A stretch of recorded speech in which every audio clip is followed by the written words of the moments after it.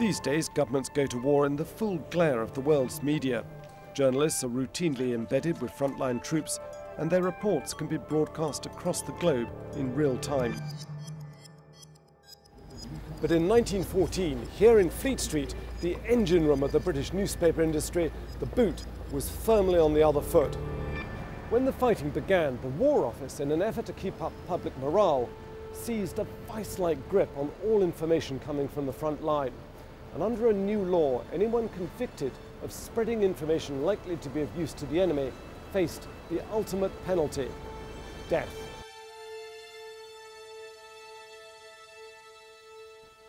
An old-school Secretary of State for War, Lord Kitchener believed only soldiers belonged in a war zone, and he banned journalists from the front lines.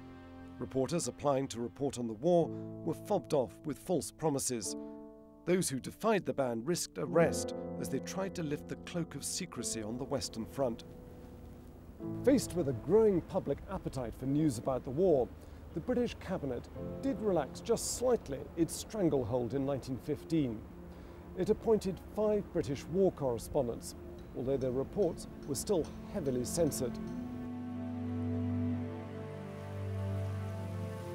By the end of the war, a number of these journalists had been awarded knighthoods, but up until March 1915, reporters like Philip Gibbs of the Daily Chronicle had to sneak around Belgium and France, smuggling his reports back to London any way he could, threatened with arrest and imprisonment and even the firing squad.